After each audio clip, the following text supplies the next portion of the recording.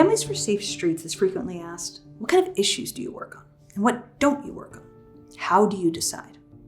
The short answer is something you might not have heard of: safety science. The rest of this video explains safety science, how it can guide decision-making about which issues and policies we fight for, and why, thanks to the automobile lobby, you might have never even heard of it. And that's why I am here. My name is Jessie Singer. I am a safety expert and the author of There Are No Accidents, a book about the word accident and the rise in these so-called accidental deaths. I'm also a longtime supporter of Families for Safe Streets and someone who lost her best friend to a drunk driver. FSS asked me to step in today to explain safety science and how it relates to the crisis on our roads. To help you understand safety science, I'd like to start by asking you to put aside traffic and transportation for a second and instead think about workplace safety. Consider this. If you work in a factory, who's responsible for your safety? And if you get hurt at work, who's responsible for that? The answer in both cases is your employer. Employers are responsible, legally and financially, for the safety of employees. And because of that, our workplaces are generally safe. Our workplaces have fire exits, emergency stops for heavy machinery, and a million other systems that keep people safe while working.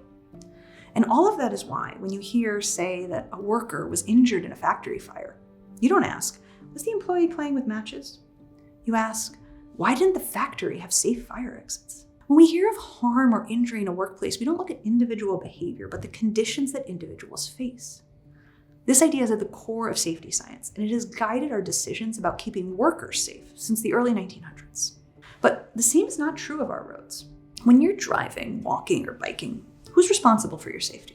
And if you get in a crash, who's responsible for that? The answer in both cases is you and you alone, or perhaps some other person on the road. Not automakers, not road engineers, not government officials. No, individuals are responsible, legally and financially, for the safety of themselves and others on the road. And because of that, our roads are generally unsafe because we are hyper-focused on individuals' behavior and decisions on the road, and not on the conditions people face on the road. And all of that is why when you hear, say, that a pedestrian was killed crossing the street or a cyclist was killed in a bike lane, you don't ask, was the road wide and straight and designed for speed? Was the bike lane protected? No. You ask, was the pedestrian wearing dark colors? Was the cyclist wearing a helmet? Was the driver speeding? Where our workplaces are made safe by safety science, our roads are kept unsafe by an intentional disregard of the same ideas. If someone makes a mistake or bad decision at work, they're protected from harm. If someone makes a mistake or bad decision on the road, though, it's a death sentence for them or someone else. Let's dive in. This is Safety Science 101. At its most basic level, safety science demonstrates the efficacy of focusing on changing the dangerous conditions that people face, rather than attempting to prevent people from making mistakes. Going forward, it'll help us to understand the difference between two words: errors and conditions. Errors are mistakes or bad decisions, typically made by those closest to the injury. Conditions are environments, whether built, social, or economic, that are typically controlled by people far away from the injury. For example, when we talk about workplace injuries, we talk about the conditions that people face: long hours, slippery floors, heavy machinery, controlled by the owners of the workplace. When we talk about road injuries, we tend to focus on the errors that individuals make: speeding, being distracted, or driving drunk. This difference between errors and conditions can be understood as two different ways to understand the problem and two different ways to approach the solution.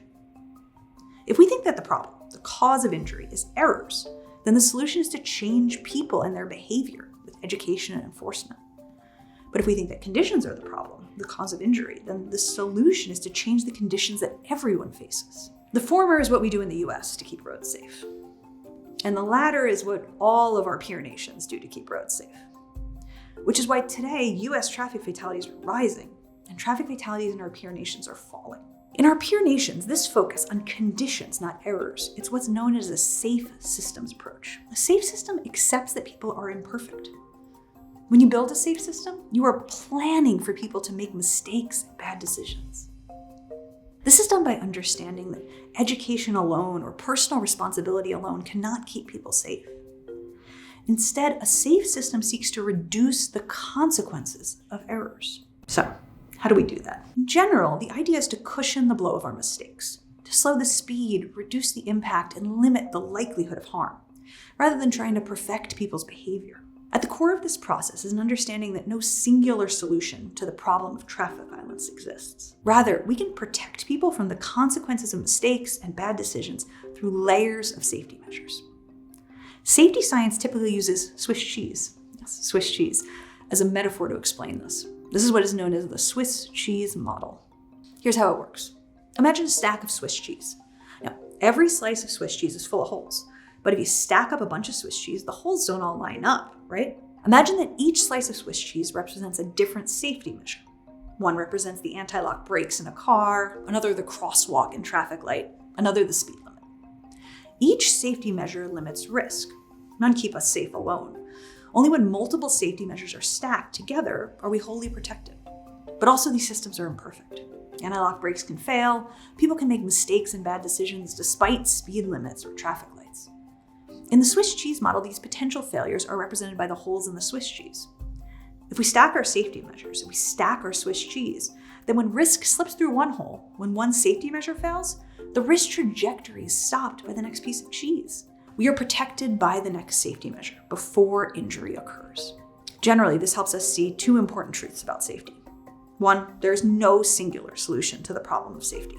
And two, safety failures like a traffic crash cannot be traced back to a single cause.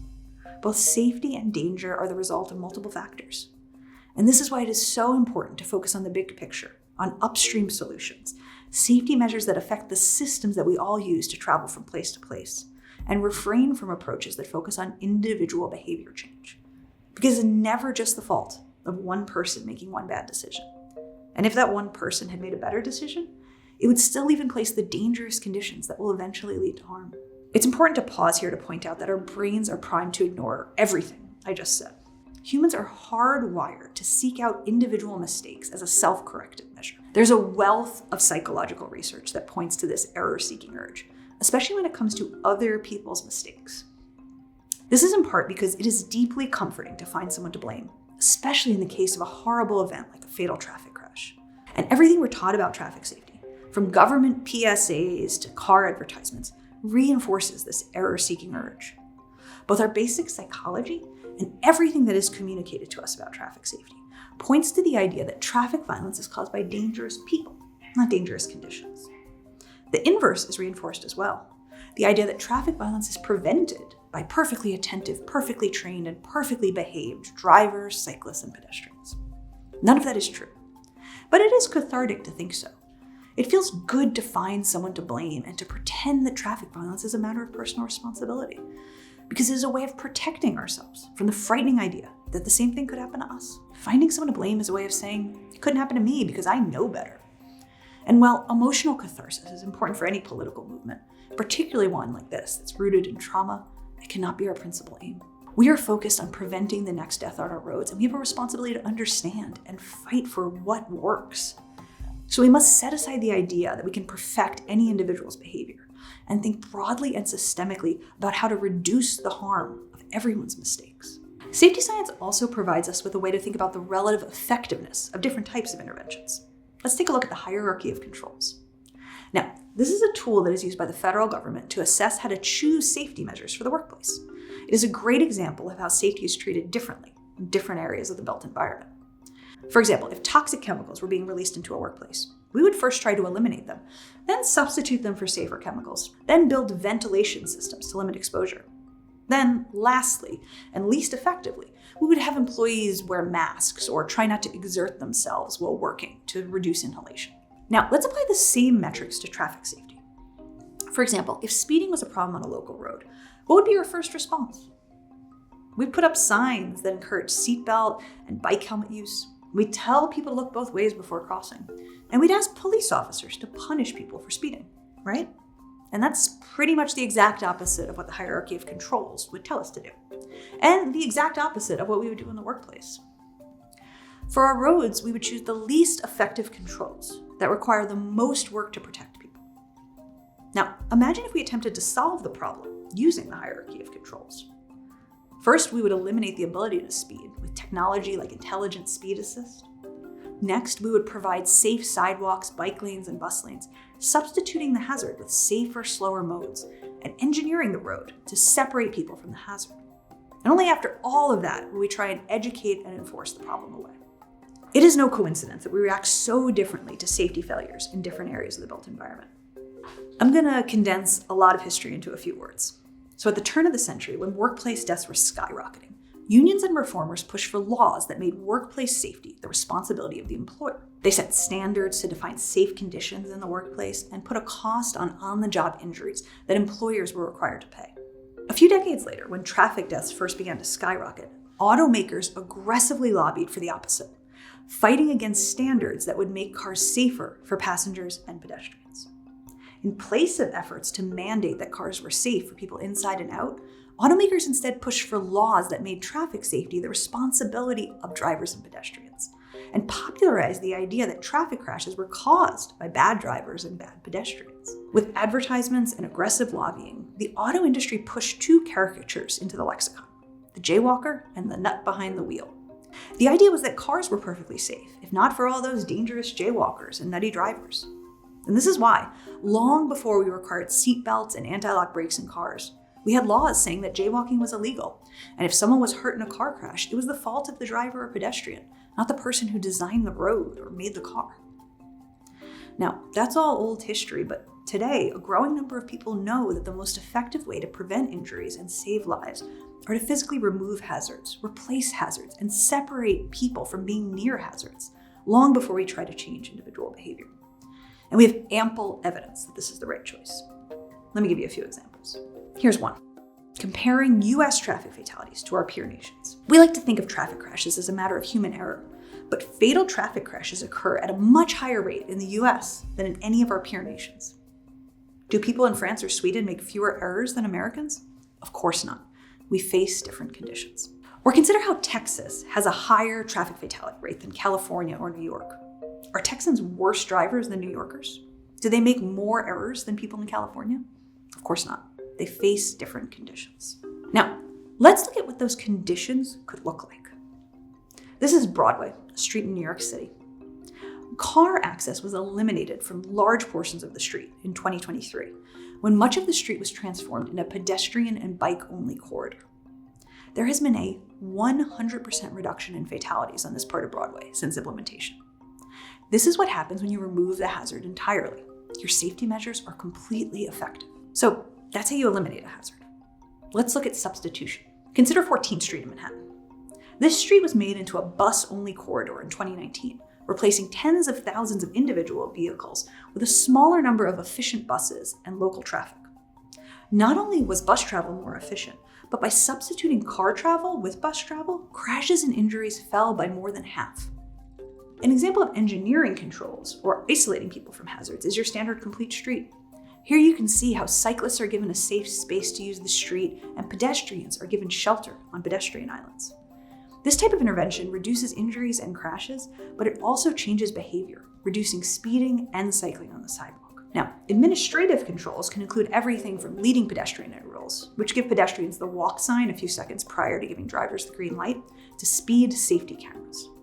These traffic safety measures are effective, dramatically reducing crashes and fatalities, but only at the locations where they're implemented, which is why they fall lower on the scale of interventions. Personal protective equipment and education about personal responsibility are the least effective forms of intervention.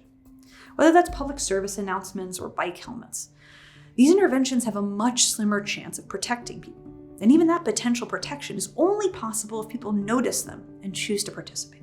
Now, should individuals be vigilant and careful? Of course. But there is no evidence that telling people to be vigilant and careful has any effect on outcomes. There is no shortage of things that can be done to make our streets safer. And by understanding safety science basics, we are empowering ourselves to focus our limited time and attention on the ways that save the most lives. But there's a critical first step, and a difficult one, to applying safety science on our roads. We have to set aside blame. We have to look beyond the allure of personal responsibility. We have to think bigger than any one person and what we did wrong, and look at the big picture, the conditions that we all face, and focus on protecting people from harm, even if they make a mistake or bad decision.